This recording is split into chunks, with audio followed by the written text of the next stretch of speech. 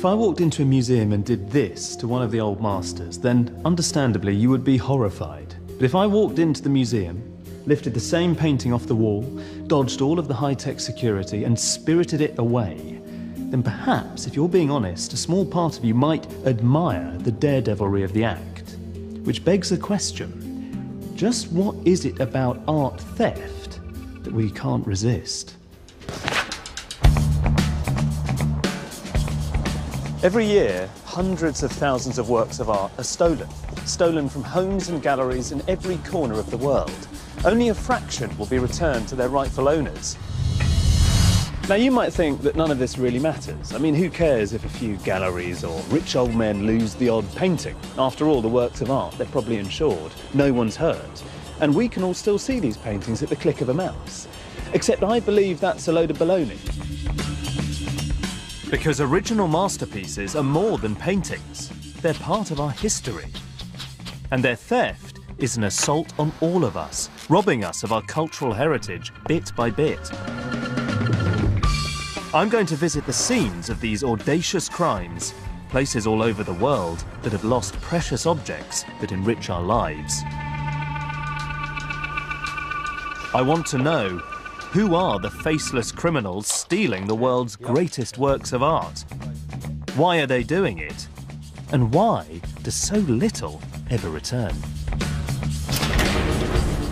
Welcome to the world of international art crime, where some of the most beautiful paintings on the planet end up in the hands of some pretty nasty people, where some of the most expensive paintings anywhere on Earth seemingly disappear into thin air, and where not everything is as it seems.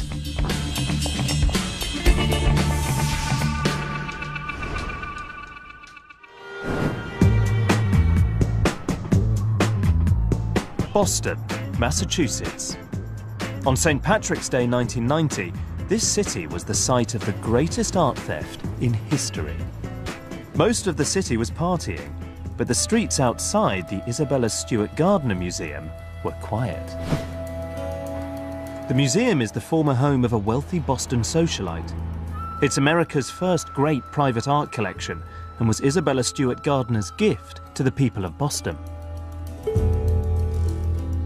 Her museum is packed with artistic treasures from all corners of the globe, including pictures by Michelangelo, Raphael, Rembrandt, and Vermeer. But that night, 23 years ago, the integrity of this beautiful collection would be shattered.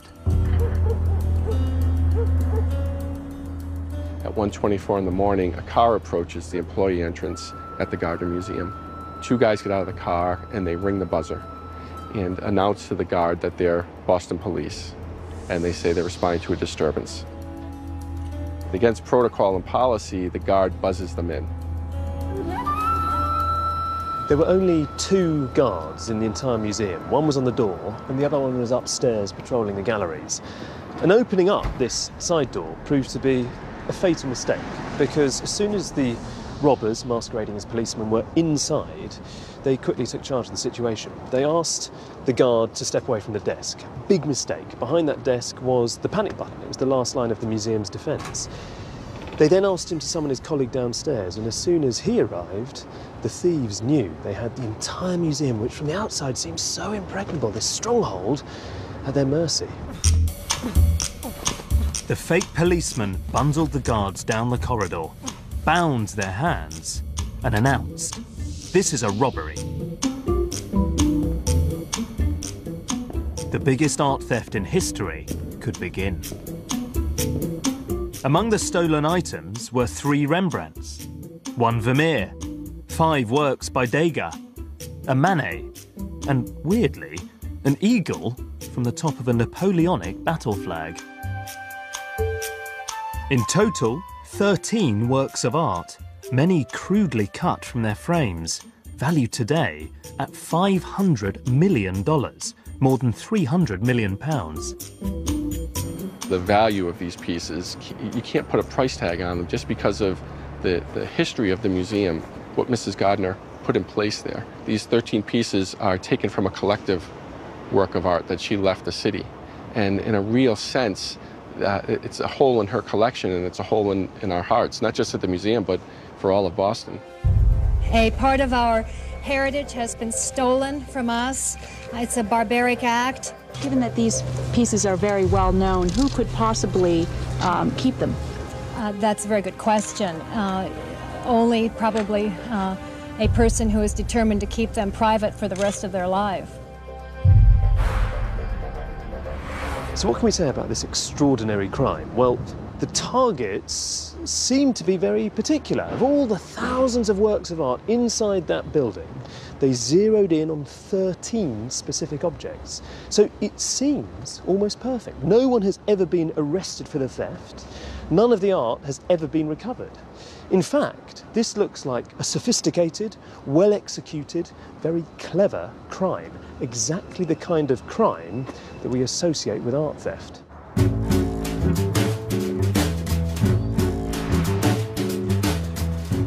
Hollywood has given us a certain image of art crime. It's a world of daring thieves, laser tripwires, and urbane, sophisticated billionaires. People like the fictional art thief and connoisseur, Thomas Crown. In the film, he is the classic Hollywood art thief. The expensive clothes, the refined good looks, and the unflappable poise under pressure. Crown makes stealing art look stylish, sexy, and glamorous. And he only steals the best. In this case, an important and valuable Monet. And back in the real world, the paintings stolen from the gardener were very important and very valuable indeed.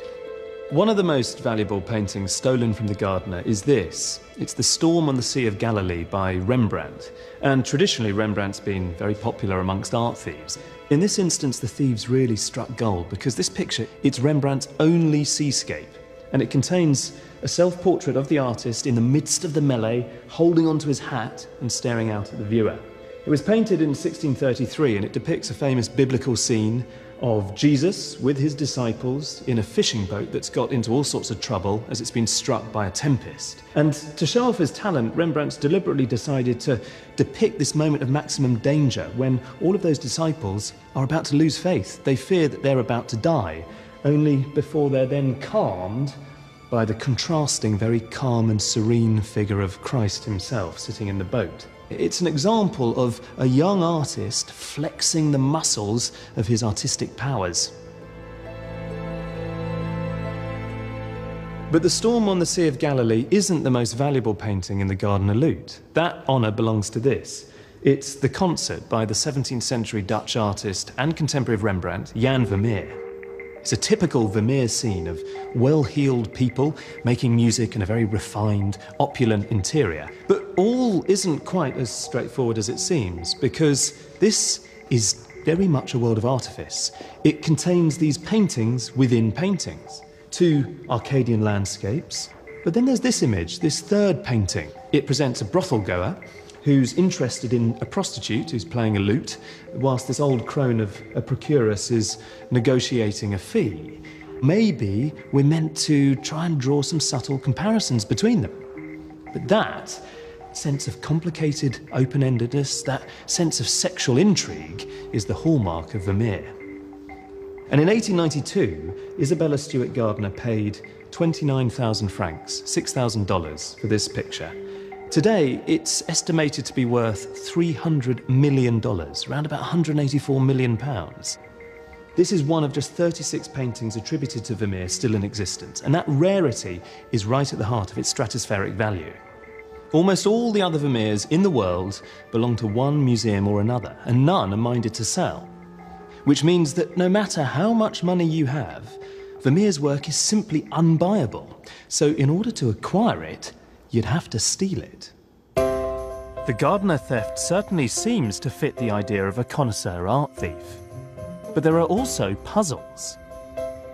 If you're going to steal a Vermeer, why not steal the equally valuable pictures nearby in the Gardner, like Titian's Rape of Europa or Michelangelo's Pietà? And why waste time on this odd little finial? What's the finial? I've never quite understood this. The finial rested atop a Napoleonic flag from his first regiment. It's just kind of ornament at the top. Yeah. And not actually worth very much money at all. Exactly. The more you look at it, the more curious this robbery seems.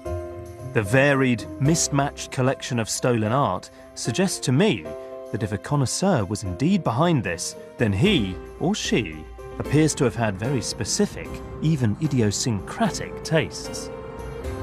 Presumably they, or the mysterious, shadowy power that was paying him to commit the crime, had a particular love for Rembrandt and Vermeer, as well as a keen interest, presumably, in Napoleonic history, hence that unremarkable finial that went missing. So you'd be forgiven for thinking that this couldn't be an opportunistic, random act. It must have been a very precise and deliberate crime.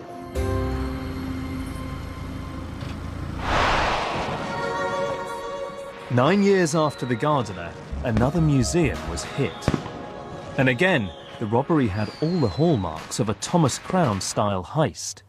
Police have revealed more details about the theft of a £3 million Cézanne painting from a museum in Oxford on New Year's Day. They believe the landscape was stolen by professional art thieves from the Ashmolean Museum for a private collector. Picture the scene. Oxford, eve of the millennium. And just like in Boston, the whole city's out partying on the streets. Up on the rooftops, skulking about in the shadows, a thief is going about his business. Now, police have got a theory. They think that this thief took advantage of scaffolding to get up onto the roof of the Ashmolean Museum. And he made his way across until he found the skylights that he was looking for. And he removed a section of the glass and, using a rope ladder, then lowered himself into the museum. The thief dropped a smoke canister, which set off the fire alarm. But that meant guards couldn't enter the gallery. Fire regulations prevented it. Quick, cunning, and with a particularly inventive use of a smoke bomb, you can see why it reminded so many of the Thomas Crown affair. This was the thief's target, the view of Auvers-sur-Oise by Paul Cézanne. Cézanne is an exceptionally important figure in modern art. Picasso called him the father of us all because he laid the foundations for the radical developments of Cubism. He's not replicating the real world in any illusionistic fashion. Instead, you start to see Cézanne putting down in places these careful, parallel brushstrokes, leaving patches of canvas bare. He's placing blocks and dabs of colour next to each other, like a kind of patchwork. This is artifice, he's saying. This is a work of art. It isn't the real world. And that was what he would be remembered for. So this is why it's an important picture, because it's a transitional canvas leading towards the great art that Cézanne produced towards the end of his life. So the Ashmolean theft looks like an example of a professional art thief stealing to order for a Cézanne enthusiast. One man I hope can help shed light on this shadowy figure is Dick Ellis, who set up the Met's Art and Antiques Squad and is now one of Britain's most successful art crime investigators. In your career, have you ever come across some nefarious billionaire who has commissioned some criminals to steal a work of art to order so that he or she can venerate this piece at home in private? No. Never? Never. I think it's, you know, it's a lovely concept, but it's not the reality. It's fiction? Complete fiction. So the mysterious private collector on whom this crime was initially pinned is about as real as Thomas Crown himself. Life isn't like the movies. But who then has been stealing art from museums like the Gardener and the Ashmolean? Who was stealing it? Well, these were people who had previously been doing armed robberies. A lot of the time they were organised crime groups. These were people who had made career decisions. You know, at the age when people were leaving school and thinking, am I going into insurance? Am I going into, you know, whatever? These people made career choices that they were going into crime. So they're nasty sorts? They were professional criminals. Tough people. So the reality is rather different and more mundane. We're dealing with everyday criminals, not billionaire connoisseurs. And presumably, these criminals believe they can sell the paintings back onto the legitimate art market. One organisation has been set up specifically to prevent them from doing so. The Art Loss Register is the world's biggest database of stolen art. It's run by Julian Radcliffe. This one here, His mission is to help return stolen paintings like this one to their legitimate and grateful owners. standard Dutch school of that sort of time. The register also tracks art thefts from around the world in order to choke off the trade in stolen paintings. Every year we search about 400,000 items looking for those that are stolen. Those searches are what produce the actual matches which are on that board. If you say, what is the overall recovery rate of stolen art, it is disappointing. It's probably only 15%. It's a very small fraction. It is. The effect of the register is to make it difficult for stolen art to be sold for cash on the legitimate market. So criminals must be finding other ways to convert their thefts into money. They'll realise some cash value in the underworld. There's a criminal and he owes you $1 million. He's only got $500,000. He'll give you the picture and say, I'll get you the other $500,000 next week. You keep the picture in the meantime. We know that that happens. This is very different to the idea of a billionaire aficionado stealing art just for the love of it. It's not simply about selling art back onto the market. It seems that art can be used by thieves as a kind of underworld currency, greasing the wheels of the criminal economy. And that explains why great paintings have been targeted for decades. $60 million, $61 million. The more valuable art is, the greater weight it carries as collateral for criminals. As the art market has risen over the past 60 years, it's little wonder that art thefts have also increased. The work of some artists has shot up in value by 1,000% since the late 1950s. And since then, the record for the most expensive painting at auction has been broken more than 10 times. As art prices rose, the near impossibility of selling paintings on didn't deter criminals. Quite the opposite. Starting in 1960, there were world record prices for Picasso, Cézanne, and Rembrandt that were announced on television. And dutifully watching television like the rest of us were members of organized crime groups. And they stole exactly what they saw on television was valuable.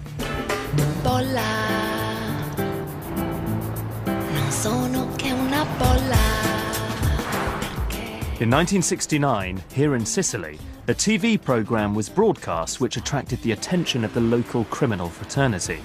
And it featured the work of one of Europe's most celebrated and notorious artists, who by the time he arrived here in the early 17th century was on the run, wanted for murder, Caravaggio. He was famously arrogant, tempestuous, forever getting into sword fights and brawls. There's this great anecdote about how he once threw a plate of scalding artichokes over a waiter because he thought the waiter had disrespected him. But he was also an unbelievably gifted artist, a genius who was decades ahead of his time.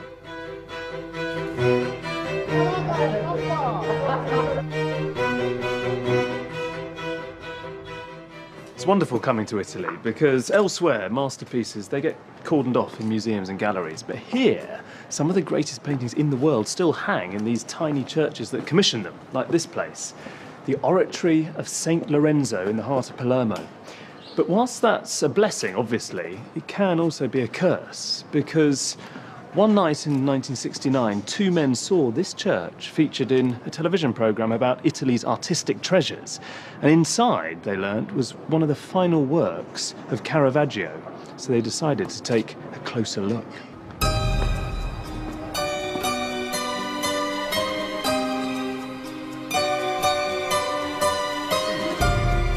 Ludovico Geppetto is a local art historian. Nel libro giallo era una buia notte di tempesta. È stato semplicissimo perché hanno semplicemente aperto la finestra, sono entrati dentro, tranquillamente hanno fatto in modo di salire fino a lassù dove si trova la tela, l'hanno tagliata, l'hanno arrotolata e sono usciti tranquillamente dal portone principale.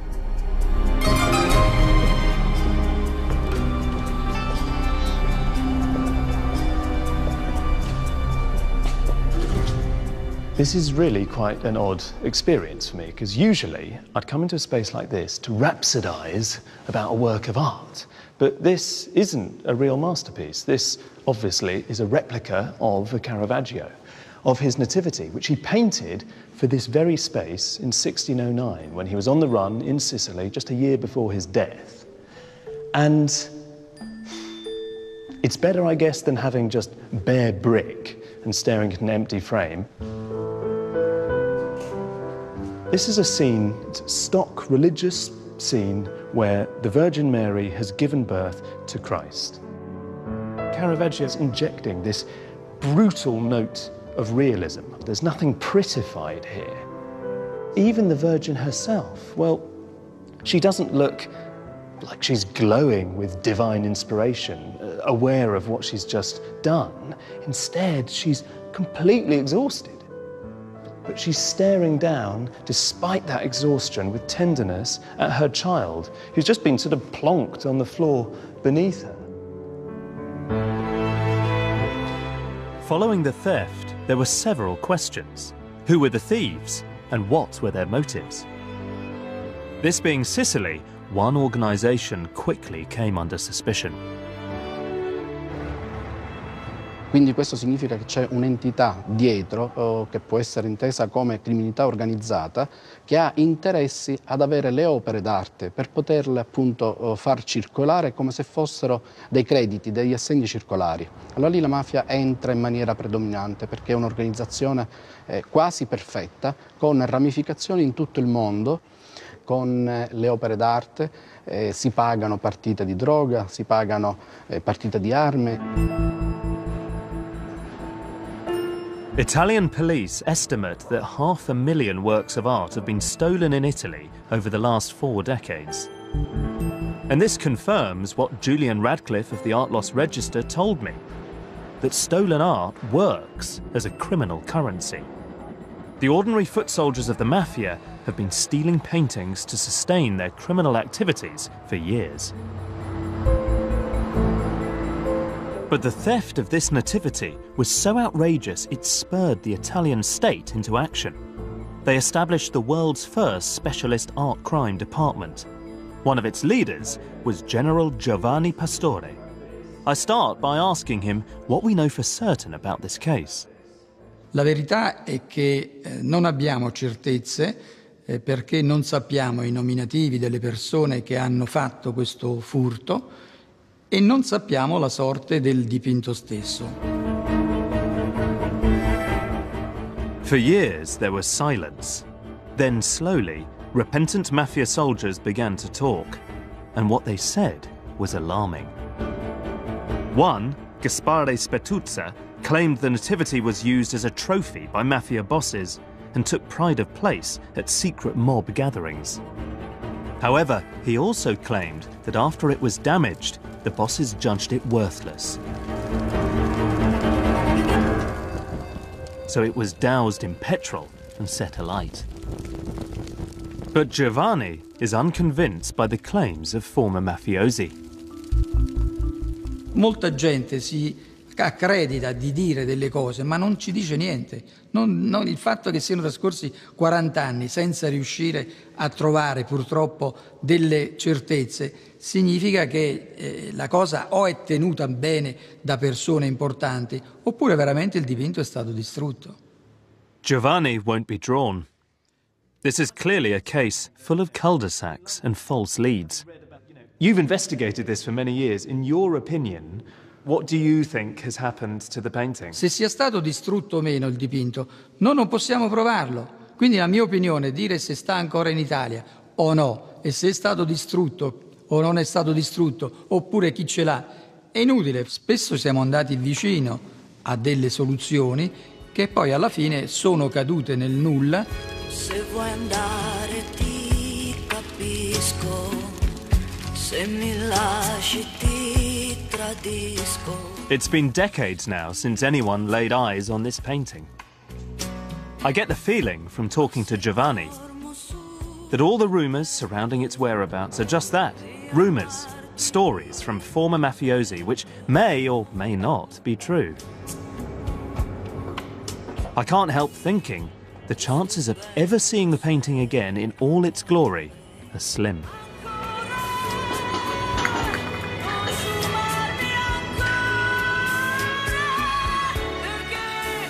The FBI has valued the lost painting at round about $20 million, which I suspect may even be an underestimate. But still, standing here, this monetary value is totally immaterial, because instead of a brilliant picture, which was designed specifically for this space 4 centuries ago, we're left with this milky approximation of the original. It's a sickly ghost of a masterpiece. And why has this happened? For what? So that some gangsters can show off a trophy to a bunch of other gangsters, or maybe use the painting as collateral to finance some of these horrific crimes which have scarred the island? I know that Caravaggio was no stranger to criminality, but still, here, there is no doubt that his blazing, incandescent genius has been extinguished utterly by the gloom of the Sicilian underworld.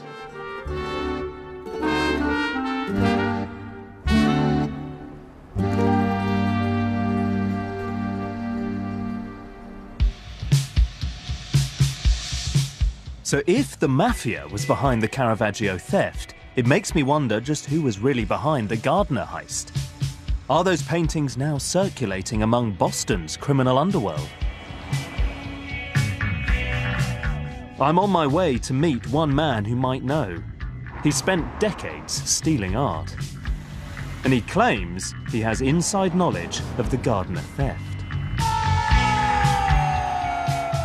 Miles Connor is a legendary figure in the world of art theft, a member of Mensa and a former rock and roll singer who once played alongside the Beach Boys and Chuck Berry, and who became one of the most prolific art thieves in New England.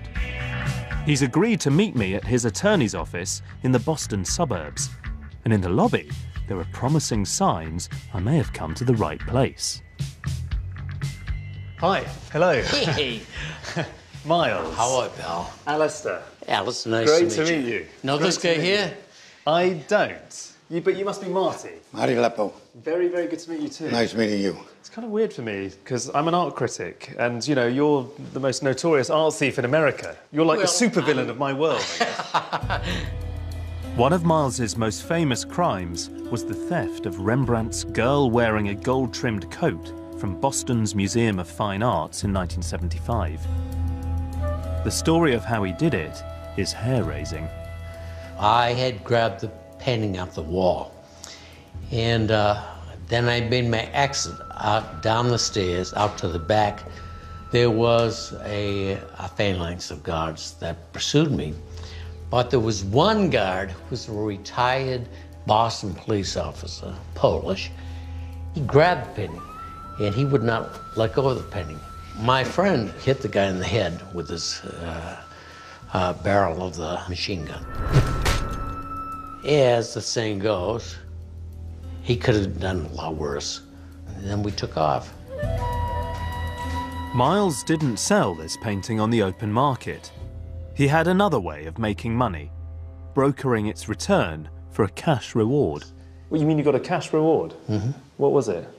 I think it was this is kind of a sensitive issue, but I think it was $10,000. But hang on, I mean, they say... Back in the 70s. Crime isn't supposed to pay, Miles. Yes. And, I mean, you look like a man who believes that it can. Well, obviously, it can. Miles's career is proof that there is value in a stolen painting, even if it's too famous to sell on the legitimate market. And as his career progressed, he began to focus on another target, the Gardner Museum. I had targeted the Gardner for a while and cased it out. Beside the Gardner, there's trees. And many nights I stayed up in the trees, getting an outline, looking in the windows at night to see what kind of rounds the guards made at night. I was going to take down the museum with 2 of my friends. And then I get grabbed by the feds. Miles ended up in jail for a crime unrelated to the Gardner. But this didn't stop the museum being robbed. He claims by 2 of his associates. It was done by my friends, and they did it because I had planned it along with them.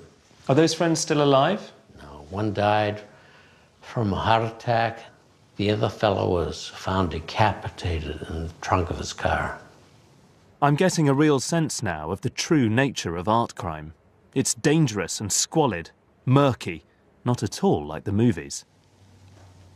I wouldn't call it a glamorous crime, but it's a little above the more mundane crimes. And do you sort of think of yourself as some sort of connoisseur? I had a large collection of Japanese art, and legitimately. And so, in that respect, I'm a connoisseur.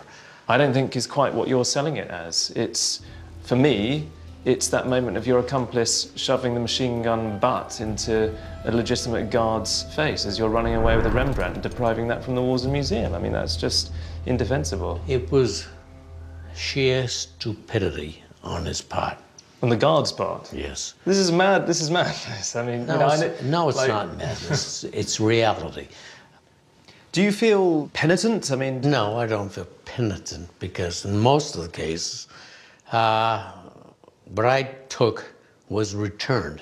The sad thing here is that the paintings were stolen, possibly according to your plan, Miles, and they've now been essentially lost. It's just not right. I mean, I feel kind of confused, actually. Miles has helped me to understand the world an art thief inhabits. It's a brutal, transactional business in which the fate of stolen paintings can never be guaranteed.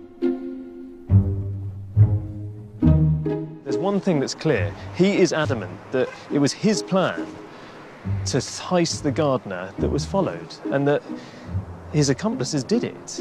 And in a sense, if he hadn't been in jail that time, then he would have been the man carrying out that theft. And the funny thing is, perhaps they would have been recovered by now.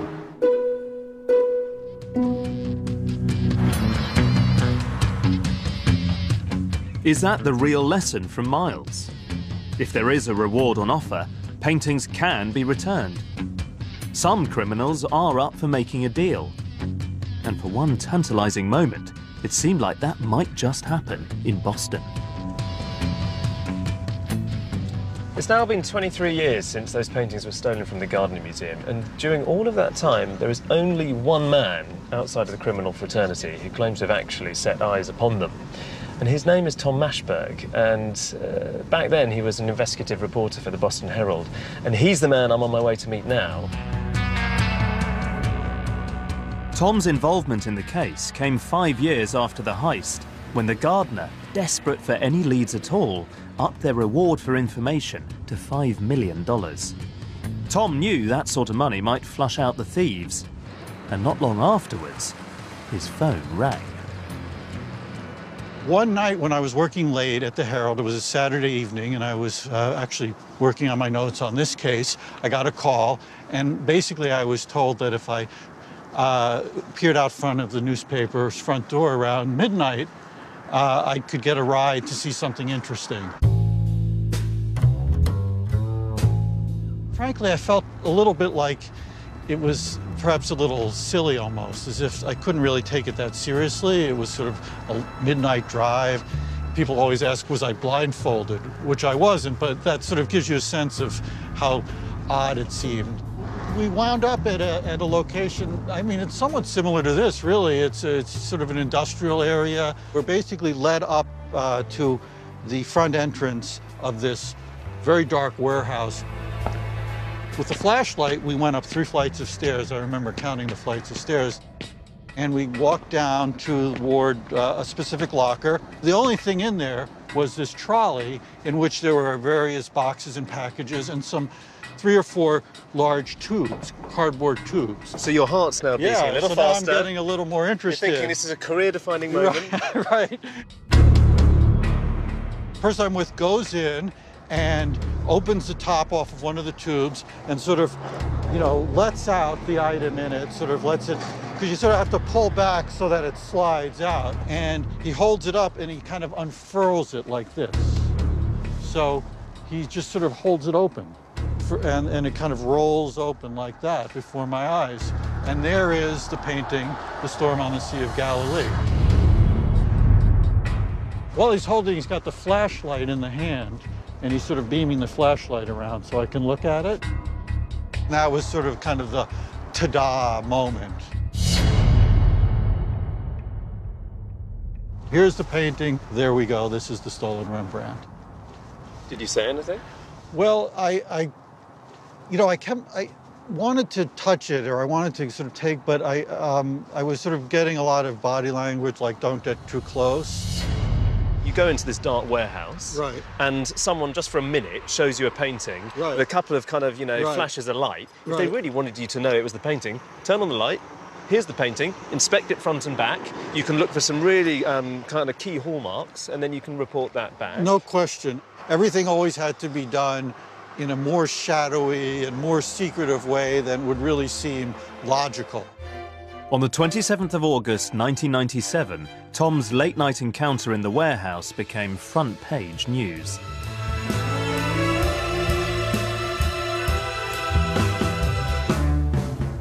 But the Gardner Museum was sceptical, and Tom's contact never invited him to see the paintings again. The opportunity to get them back, if that's what it was, had passed. The reward remained uncollected. I can only say that given the context of everything I was going through at the time, of all of the people I was talking to, of how the FBI itself was pursuing the same characters that I was pursuing, suggests to me that that was the closest opportunity the museum had to actually recovering the objects. Tom's story is so good, you really want to believe that it's true, but ultimately it is unprovable. And over the years, there have been so many different theories about who might have stolen or might have received those paintings. And leafing through them all, thinking about them, it's like reading this kind of rogues gallery. Investigators have chased down leads in Connecticut, in New York, in Japan, in Ireland. They've had all these different prime suspects, people like James Whitey Bulger, the criminal kingpin of South Boston, even the IRA, who surprisingly have been no strangers to art theft in their time. But every single one of these leads has ultimately gone cold or proved to be a complete and utter dead end. Who knows whether the Gardner thieves are dead or alive, or whether Tom Mashberg was shown the real Rembrandt? One thing we can say about this robbery, and all the others I've looked into, is that the whereabouts of the loot remains a mystery. But here in Amsterdam, there's an example of another kind of heist in which the thieves were quickly apprehended, where the loot may well resurface, and where it may transpire that crime can pay to the tune of millions of dollars.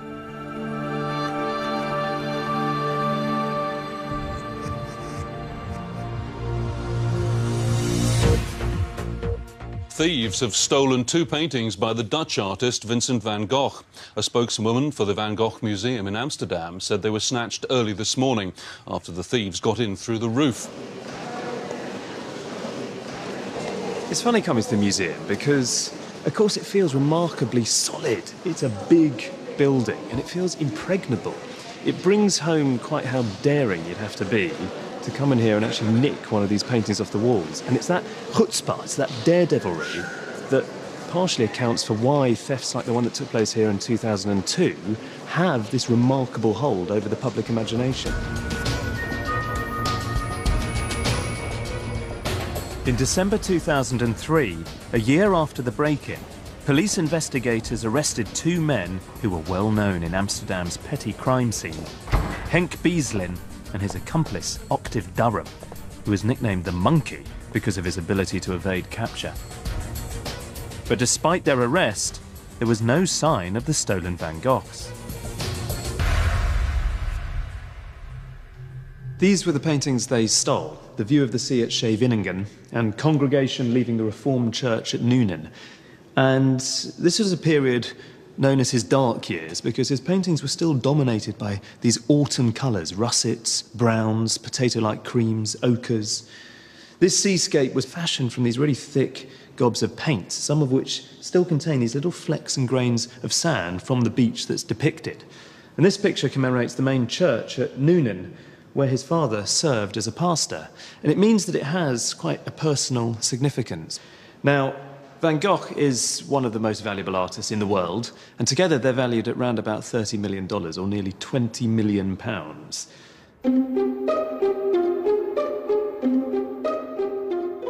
These paintings are certainly expensive, for you or me at least. But in this museum, they're not the most valuable paintings on the walls. Of course, it's slightly strange that if you were the thief and you made it in here, you wouldn't go for this. The most famous painting in the building. So why did the thieves, en route to stealing two relatively unknown Van Goghs, not grab this? Or this? Or maybe even this? As an art critic, I don't often interview people who want to remain anonymous. But because of his past as an undercover detective, the museum's head of security insisted upon it. Why did they take the two paintings that they did? Because they seem like surprising choices. The thing was, they were the first two paintings in the catalogue from that time as the 100 masterpieces, and they were the first two in there. What, so there's almost the case that the thieves got the book. First two. Yeah, I'll just take those. Yeah. Yeah, well, we don't know that for sure, but that's the only link we see. In 2004, the men behind the theft were found guilty and each sentenced to less than 5 years in jail. Throughout the trial, and even today as free men, they've refused to divulge any information about the whereabouts of the paintings. The case is totally dead. The thieves are sentenced and free again, and nobody knows where the paintings are. We still believe the case is dead. Case, yeah, it's for the police. It's a solved case, with the exception that the goods are not found back yet. That's it. That's it for the police, but maybe not for the thieves, because there's a bizarre, little-known loophole in Dutch law. A loophole that could see them become the rightful owners of the paintings they stole. There's no ransom involved. No dodgy deals with criminal associates.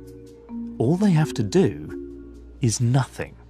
There is another hypothesis here, isn't there? Because there's a strange quirk, a loophole in Dutch law, which says that if you own a stolen object, if you own it for 30 years, then legally you then do own it for real. Yep. So there is a theory, as I understand it, that these two petty thieves who stole the paintings and haven't said a word, did it aware of that loophole in the law, served their time, which was, 4 years, but in the big scheme of things, if they can keep those paintings in their possession hidden, they suddenly are owners of paintings worth a huge amount of money. Yeah, that could be a possibility and a thought of those two perpetrators. Well, I mean, it seems to me, as a layman, utterly bizarre that there is this position in law at all. I agree. To own stolen goods, that should not be possible. So by playing a 30-year game, have Mr. Monkey and his accomplice actually carried out the perfect art crime? As it is, there's no reward on offer from the museum. There's no insurance company eager to get these paintings back, so they're just lost in this sordid criminal underworld. Who knows how they're going to be recovered in the end? Perhaps, after all, Mr. Monkey and his friend, they're suddenly going to produce the paintings when, strange as it may sound, it's so perverse, they might legally actually own them.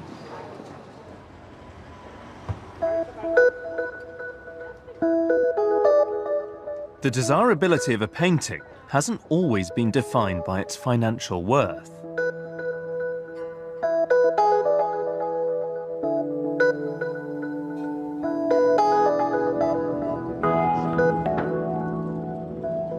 Historically, the largest art thefts have been carried out not by individuals, but by armies. And when they steal, it's not about the money. It's about ownership and status, and claiming the art of a vanquished nation. Here in Belgium, there's a work of art that some consider to be the most important painting ever. Perhaps that's why it's also the most stolen painting in history. Today it sits, heavily protected behind bulletproof glass, in St. Bavo's Cathedral in Ghent.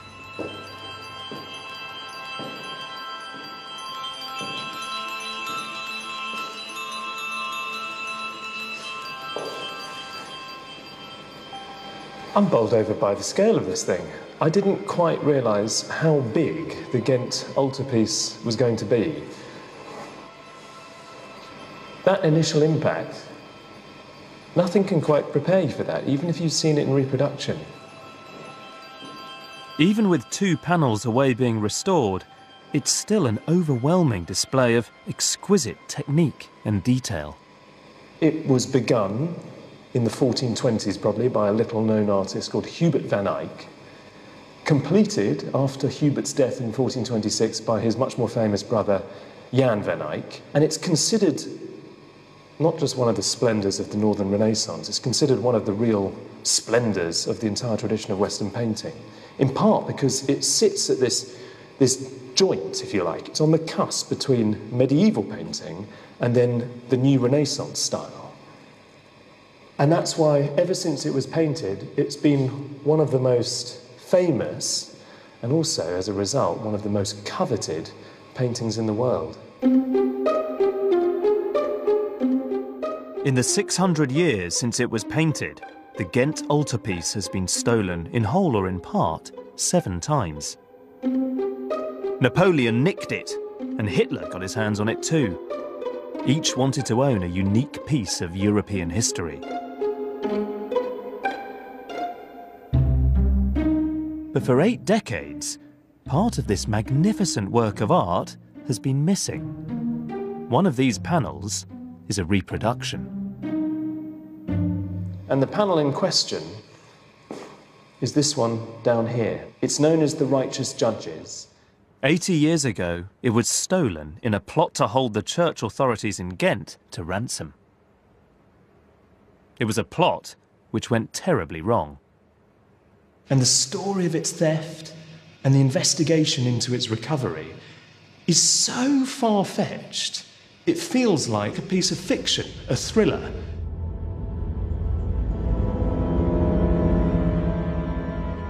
On the evening of the 10th of April 1934, passers-by witnessed something suspicious at St. Bavo's Cathedral. Art historian Noah Charney has pieced together what happened that night. Someone saw a light on. Shortly after that, someone else spotted 2 men dressed all in black carrying something that looked like a panel wrapped in black cloth into a waiting car, and it drove off into the night.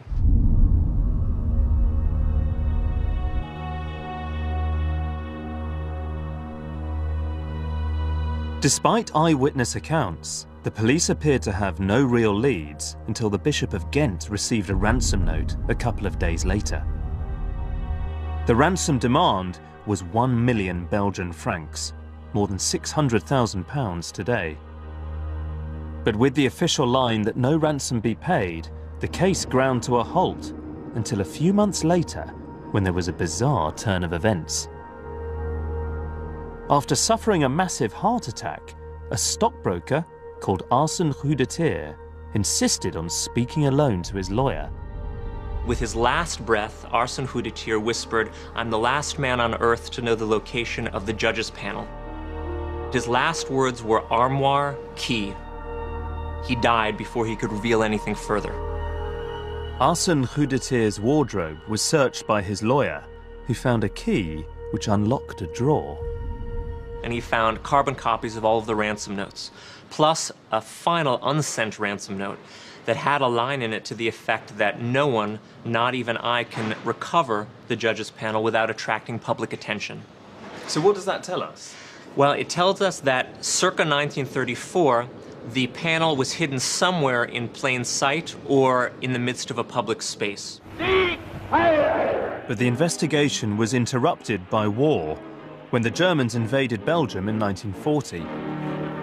They plundered Europe's art.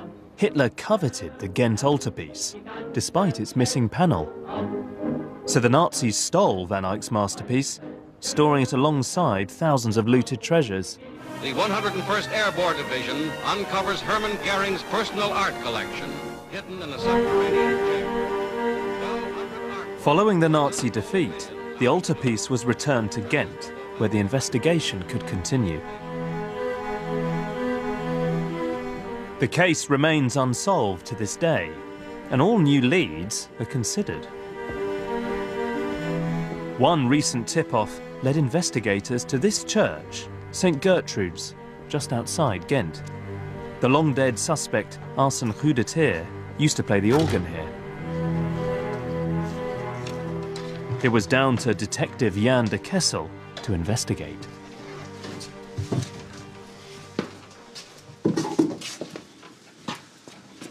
Yeah, this is all a little bit surreal. Why have you brought me here?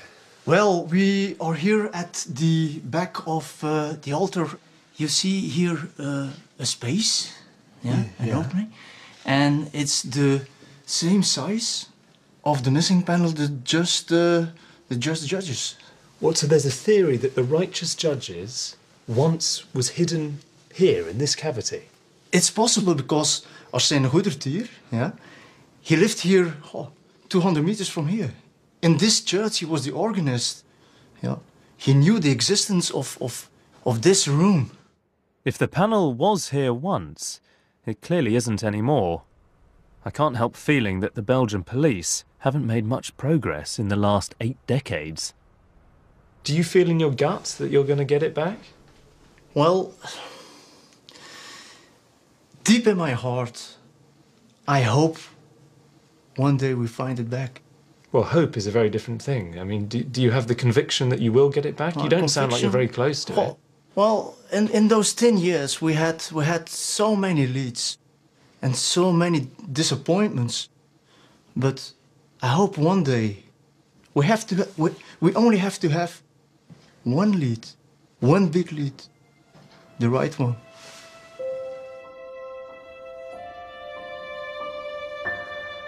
Talking to Jan, it appears that the investigation has very little to go on indeed.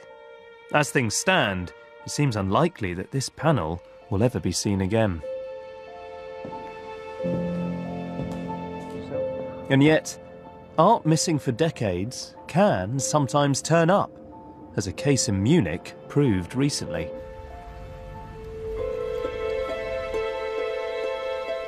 In one of the largest halls of its kind, 1,500 paintings, including works by Picasso and Matisse, have been discovered in a small apartment in Munich. Investigators in Germany think the art could be worth nearly £850 million. It will be years before the Munich case is fully untangled and the fate of those paintings is settled. Nonetheless, the news raised the hopes of art lovers everywhere. And today, in Boston, there is also hope. Earlier this year, the FBI announced to the world that they'd made a significant breakthrough in the Gardner case. Jeff Kelly is the agent in charge of the investigation. We came forward and announced that the case is solved. We know who did it, and we know where some of those paintings were. And we knew that it was going to cause the inevitable question from the press, which is, well, who did it? Well, sorry, the inevitable question from me would be, if you've solved the case, where the hell are the paintings? Exactly. Right, and that's one of the other reasons why we came forward, is some of those paintings were seen as recently as late 90s, early 2000s, and then they disappeared again. So we've kind of been able to track it for a period of time, but the trail's gone cold. The FBI now believe they know who broke into the Gardner that night in 1990, but there are no immediate plans to arrest their suspects. What's happened to them? I can't say that. But, I mean, they're not in jail, right? I can't say about where they are at this time, because the statute of limitations on that actual theft expired in 1995. So if somebody were to come forward tomorrow and say that they were involved in the Gardner heist, there's nothing that we could do to prosecute them. So they got off? They did, absolutely. There's a famous art thief in the area, a man you're very familiar with called Miles Connor. It's fairly accepted, basically public knowledge here in Boston, apparently, that the FBI's working theory is that it was Miles Connor's plan that was implemented in the heist. Well, it's quite possible. He might have planned it himself, and when he got locked up, he let somebody else do it. I mean, there's no question. And that's one of the difficult things about this crime, is that more people were involved in this heist than the two that went into the museum. Whether, as art thief Miles Connor claims, the perpetrators are now dead, the FBI won't say. In fact, their position seems to me to be very odd. They know who did it, but won't say who. In the 11 years that I've been working this case, we've never been closer on the trail than we are right now. But to say things like, we're closer than we've ever been, and the case is solved, sounds like a madness if you don't know where the paintings are now, and you don't know where they've been for 12 years. Yeah, absolutely, but it's the ultimate whodunit. Well, not least because it's the ultimate whodunit, but according to you, you know who did it, but it's still not solved. Well, whodunit sounds better than where is it? The Gardner theft remains the biggest single art crime in history. For many in Boston, the seemingly endless search for the paintings has become all-consuming. The case, I can't even describe the level of obsession. It's, I have them up in my apartment. They're things that I have become obsessed with. And You've got replicas of all the works there, have you? Yeah, and they're things that I have to see back at the Gardner. Isabella Stewart Gardner specified that her collection should remain unaltered. That's why today, empty frames mark the spots where the Rembrandts and the Vermeer once hung. I see these empty frames every day, and I go to look at them every day, and it honestly is everything to me. I want these things back so badly. It bothers me that these great masterpieces, these representations of the best that man can achieve, are things that my own daughters can't enjoy because of some selfish, ridiculous, stupid act that somebody did 23 years ago. Since they were stolen in 1990, the value of the Gardner paintings continues to rise. They're now worth 2 or even 3 times what they were when they vanished. The thieves may have thought they'd hit the jackpot, but did they? They'll never be able to sell their loot on the legitimate market, and the world has been robbed of paintings worth more than just money. For me, that's what makes art crime so frustrating. It's futile, and it's miles away from the image of art theft we seem to find so seductive. It turns out that art thieves, well, they're not suave billionaires, they're not sophisticated connoisseurs. I think it's time that we ditched the Hollywood myths, toughened up, and got real. The truth about stolen paintings is anything but glamorous. Art crime is a brutal business with repercussions for us all, and that is why it matters.